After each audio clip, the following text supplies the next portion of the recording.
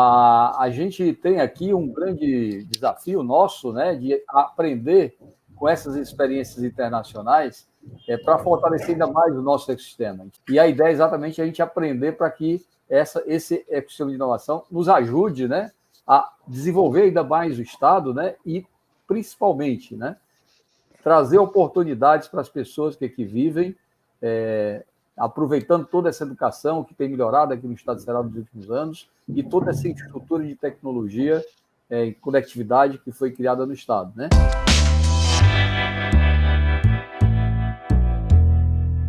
O ecossistema em Portugal é um ecossistema que variou ao fim dos anos, atuando por método de tentativa e erros. Não, as coisas como todo o ecossistema, lanças umas ideias para poder ajudar. Isto aqui pode morrer ou pode continuar. Dos ideias base que nasceu já há 30 anos foi, de facto, os institutos de interface entre o mundo académico e o mundo empresarial. Alguns sobreviveram, outros morreram. Depois houve o que nós chamamos, de facto, o Centro de Competências, que são institutos que eram muito próximos dos setores de atuação. E a mesma coisa aconteceu, isto há 20 anos atrás. Alguns sobreviveram, outros morreram. Depois, efetivamente, aqui há 10 anos atrás, começou-se a criar um fenómeno, um agrupamento de tipo de associação que nós chamamos os clusters. Existe também em França. É agrupar empresas e investigação dentro da mesma grupo associativo para poder, efetivamente, discutir, ou preparar, alavancar a inovação e poder, de facto, difundir a noção daquilo que é preciso fazer para poder puxar para a frente. Eu próprio sou, efetivamente, aqui trabalho dentro do Inestec, mas também sou vice-presidente de 2 desses clusters, que é o cluster das tecnologias de informação e de comunicação e o cluster da economia do mar. Então, efetivamente, são ecossistemas próprios que permitem e facilitam a interação entre os vários stakeholders da inovação.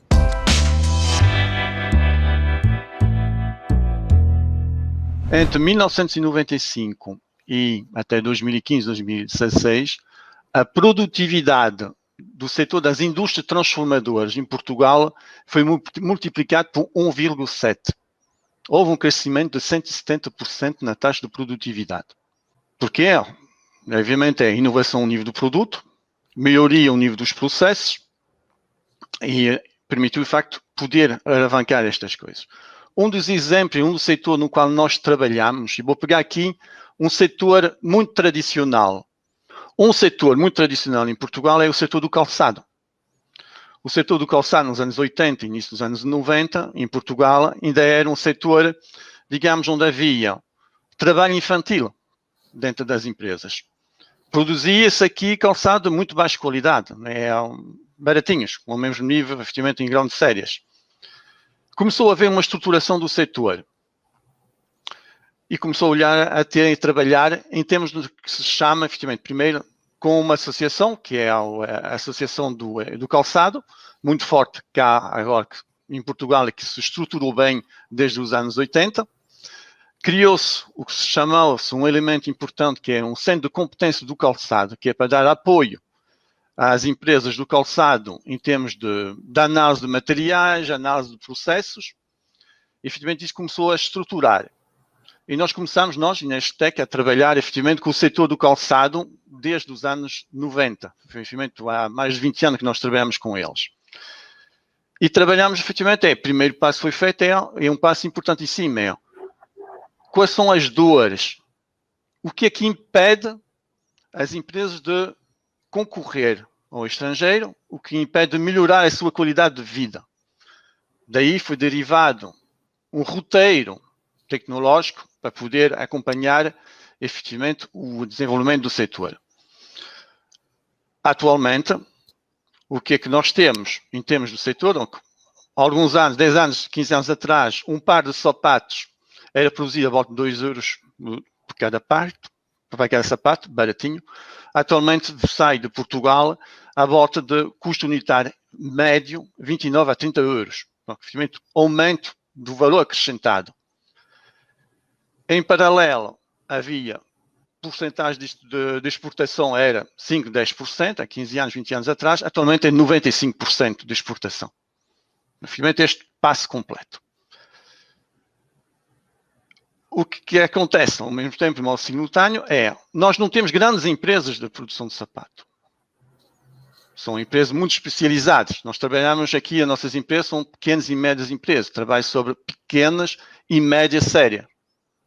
O que obriga que se nós queremos atuar ao nível do chão de fábrica, efetivamente tem que haver uma tecnologia muito específica. Portugal, agora, além de produzir sapatos de muito alto custo, de valor acrescentado elevado, também exporta máquinas para fazer sapatos.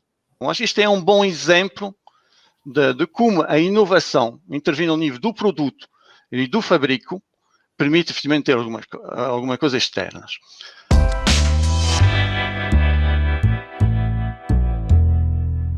Eu acho importante destacar grandes mudanças que vem acontecendo aqui na França, ligadas principalmente a 4 atores: academia, startups, governo e os investidores. Em geral, quando se fala de ecossistema, a gente vai ter esses atores agindo nele. As redes de conexão entre esses atores é essencial. E isso tem sido reforçado aqui na França nos últimos anos. Sobre essas redes, por exemplo, a mudança mais importante nos últimos anos na França tem sido a criação da La French Tech, que é um movimento construído a várias mãos, formados por startups, investidores, legisladores do poder público também, e aberto a toda a comunidade interessada. E o objetivo do movimento é centralizar esforços para melhorar o ambiente de negócios inovadores do país. Ele tem sido, nos últimos anos aqui na França, o La French Tech, a bandeira comum e a força de coordenação de todos os atores envolvidos no fomento da inovação.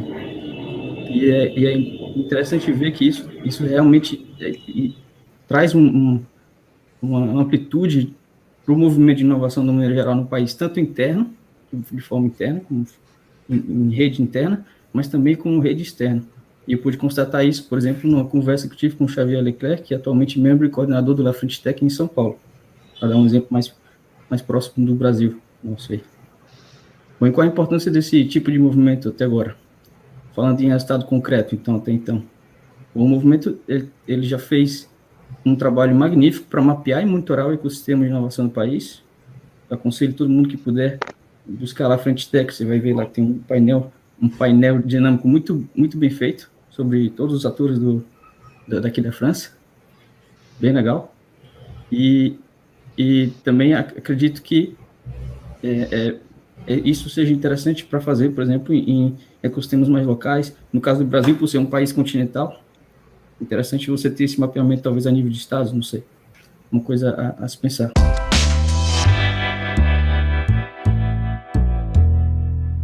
Eles criaram aqui na França o La French Tech Visa, que é destinado a estrangeiros interessados em contribuir para o ecossistema. Então, de maneira grosseira, as novas regras são para os interessados em abrir, investir, trabalhar para uma startup inovadora em território francês. E esse visto ele reduz a burocracia de acesso ao país e ele se estende à sua família direta, o que é o diferencial desse visto se comparado com alternativas de outros países na Europa. Então, de maneira grosseira, sua família direta, seus cônjuges, seus filhos também teriam direito a vir para a França e colaborar com o ecossistema de inovação francês. Outro ator importante que eu queria destacar é o próprio governo francês. O presidente da França, Emmanuel Macron, ele coloca nas suas palavras que quer transformar a França numa startup nation nos próximos anos, e ele se comprometeu a várias reformas desde a campanha dele, e algumas ainda estão por vir e outras estão em andamento. E eu trouxe aqui para destacar duas interessantes, como a redução de imposto de empresas de 33% para 25% até 2022. Então, uma redução de imposto para fomentar a pesquisa também, e junto a isso um crédito de imposto de até 30% para empresas que investem em pesquisa e desenvolvimento. Fora isso, o governo ajuda no ecossistema também com seu próprio ator de arrecadação e investimento, o BPI France, que é um fundo de investimento público, que também faz investimento e acompanhamento também de empresas inovadoras. Inclusive, visando a internacionalização. O que mais? Outra mudança importante, então, a última, que eu posso listar aqui, que é interessante, como ator global, é que poucos países no mundo, hoje, possuem uma estratégia de inteligência artificial nacional, publicada. E a França, recentemente, entrou para essa lista. Um relatório chamado Relatório Villani, que é feito pelo Cédric Villani, uma desafios de matemática. Ele também é político aqui da França. Ele publicou, fez todo um trabalho para entender como é que está a situação hoje da França e quais são os principais passos que podem abrir caminho para a inteligência artificial ser aplicado bem na França. Esse relatório está disponível na internet também de modo público.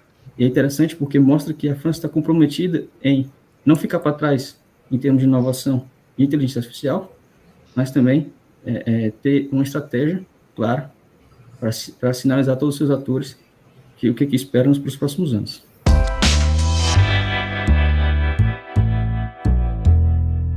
Essa participação de empresas privadas é sempre muito importante para a inovação. E fizemos isso em Rotterdam, porque Rotterdam sempre foi um porto muito grande, por muito tempo foi o maior porto do mundo, ainda é a maior porto de Europa, com grande margem. Mas o foco de Rotterdam mudou de crescimento puro para um foco de valor agregado. Assim, o foco passou a trabalhar de forma mais inteligente e a dar mais valor para os clientes no complexo. E por essa razão, criamos faz 5 ou 6 anos uma fundação que se chama Port Excel, que é um Startup Accelerator. Por quê? Porque precisamos aumentar, fortalecer a inovação no complexo, então não somente dentro do Porto de Rotterdam, mas dentro do complexo, porque sabemos que a logística tem sido uma indústria tradicional com baixa média inovação, porque tem muita papelada, processos antigos, não tem muita transparência. Então, por isso, criamos a aumentar, fortalecer essa inovação dentro do complexo.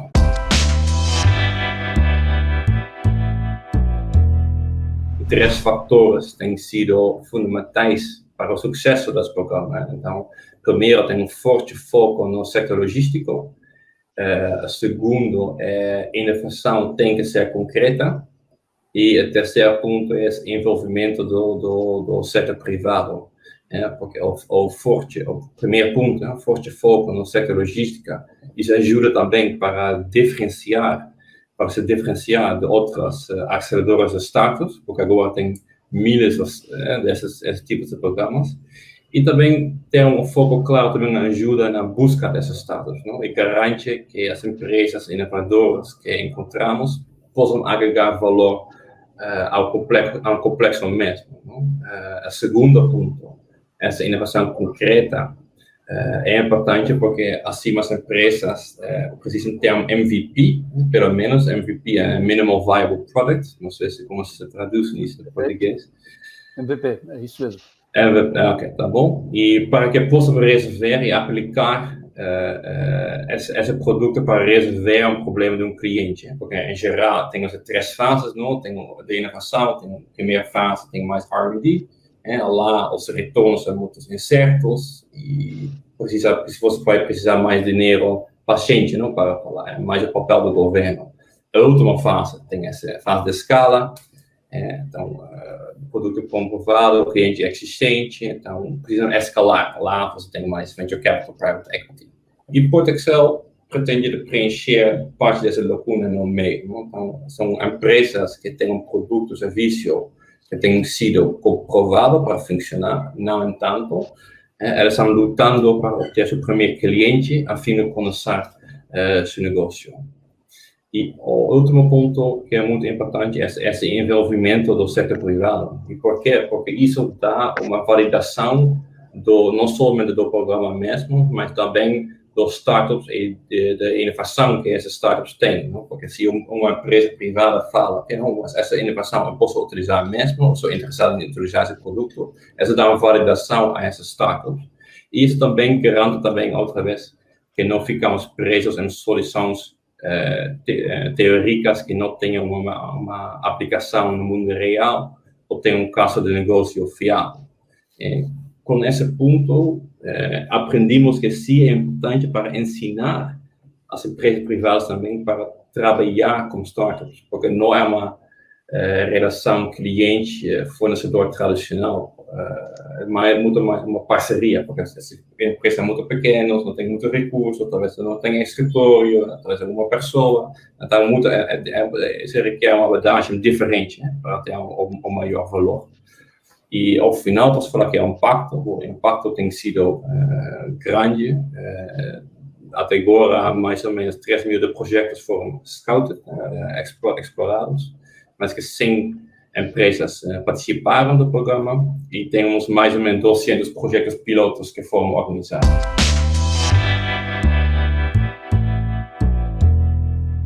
Aqui em Macau, nós temos uma economia digital ainda em surgimento, nessa área da inovação. Eu estou aqui há 3 anos e meio, né? Então eu vi já muita coisa acontecendo nesses 3 anos e meio que são incrivelmente servem de muitas lições, né? Então, como o senhor falou, além daqui de Macau, eu também trabalho no CIAT, em Shenzhen. O CIAT é o SIAT, que é da Chinese Academy of Science, que é uma instituição, para vocês terem uma ideia, com foco no desenvolvimento de produtos e pesquisa de ponta. Então, são 7 institutos dentro de uma área. A realidade que existe em Shenzhen é completamente diferente da realidade que existe em Macau, mas Macau segue os passos, né, do que foi bem sucedido. Isso é uma coisa muito bem implementada na China, que é o aprendizado, respeitando-se as diferenças, né? A China tem culturas internas completamente diferentes, mas os passos bem-sucedidos, né, as lições aprendidas, elas são muito bem replicadas. Então, nesses quase 4 anos que eu estou aqui, a gente tem aqui nessa região 2 lados, né? O lado de Hong Kong e Shenzhen, que eu sou completamente apaixonado ali por aquela região, adoro ir para lá e sentir aquela energia, assim, né? Mas são zonas muito maduras, em que as economias já estão muito bem desenvolvidas. Com todos esses atores, né? Aqui na China existe uma participação muito forte do Estado no fomento, mas as relações empresariais, elas são normais. As empresas são tocadas de forma individual, pelos sócios. Não tem essa visão errônea que o Estado está presente em tudo como um sócio, né? Não tem nada a ver. E existem as empresas, existe um ecossistema de colaboração entre os centros de inovação também muito forte. A identificação de negócios, ela é muito ativa, porque existe um movimento de competitions, né, de startup competitions, de identificação, de pitches, constante, assim, de uma forma que assustadora até. Em Hong Kong eu fiquei chocado quando eu cheguei, porque era uma coisa assim incrível, né? Vários centros em paralelo realizando as mesmas coisas e superlotado. Então essa primeira camada de filtragem aí das startups, ela é um modelo que tem amadurecido muito e Macau está seguindo, né? Aqui nós temos o próprio ecossistema de inovação de Macau, né, do próprio governo local, mas seguindo muitas coisas que foram bem sucedidas em Hong Kong e Shenzhen.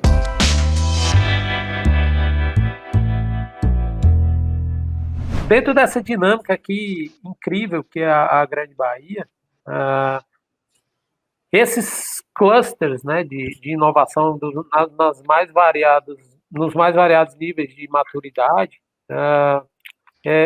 são coisas que a gente está aqui sempre acompanhando, tentando aprender. O processo de desenvolvimento tecnológico aqui é muito abrangente, e a área de inteligência artificial, como todo mundo deve imaginar, já domina aqui muitas ações, tanto do ponto de vista industrial. Tem uma cidade aqui de Dongguan, que fica vizinho a Shenzhen, né, que é chamada da fábrica do mundo, né? É como se fosse Shenzhen o núcleo high-tech e Dongguan o núcleo industrial, mas Dongguan está transformando de uma forma sem precedentes numa área de desenvolvimento tecnológico para a indústria com muita inteligência artificial de uma forma incrível.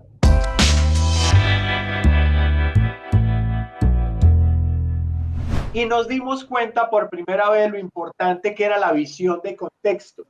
Por eso, en lugar de simplemente hacer que las empresas crecieran, la ciudad tenía que resolver los problemas que había dejado el narcotráfico, que era una ciudad desarticulada.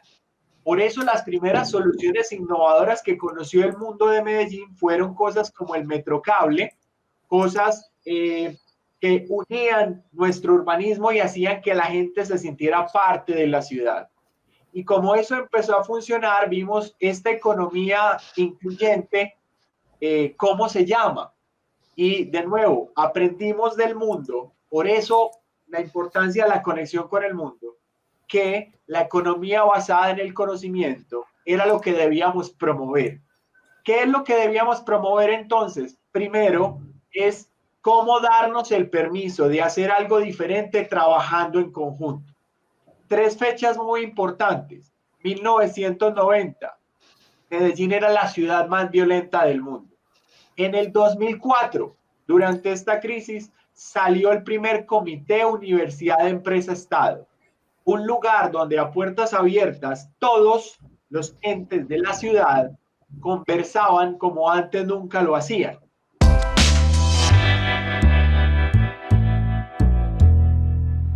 Y tercero, en el año 2007, Medellín declaró oficialmente que quería ser ciudad innovadora. Y la primera apuesta fue: quiero invertir recursos propios de la ciudad para innovar. ¿Por qué no lanzamos una agencia con recursos públicos para aprender a esto? ¿Cuáles son entonces los componentes principales de nuestro ecosistema de innovación? Son 2: los actores y las capacidades para innovar. Los actores, tradicionalmente se habla de la triple hélice, Universidad, Empresa, Estado. Descubrimos nosotros que faltaban 2: la comunidad y los inversionistas. Entonces no hablamos de la triple hélice, sino de 5 actores que son los componentes. Ahora, esos ingredientes, ¿cómo se mezclan? ¿Cómo se fortalecen? Con unas capacidades que hay que entregar.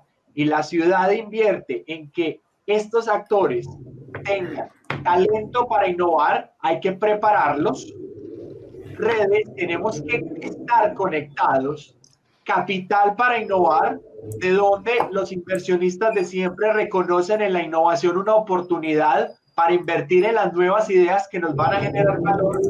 Definitivamente una cultura. ¿Cuál es la importancia entonces de las redes en las conexiones internas y externas? Las redes son las que activan un ecosistema de innovación. Es el poder de la inteligencia colectiva. La innovación es algo nuevo. Entonces, ¿cómo yo inyecto algo novedoso en una cultura tradicional? La innovación es vital para que un territorio crezca y se transforme. Entonces, identifiquen esa importância antes de que se afete suas economias por não hacerla. Esse conteúdo está na segunda edição da Escola de Verão, evento que ocorreu em janeiro de 2021. Acesse conteúdo multimídia deste evento no site trendce.com.br.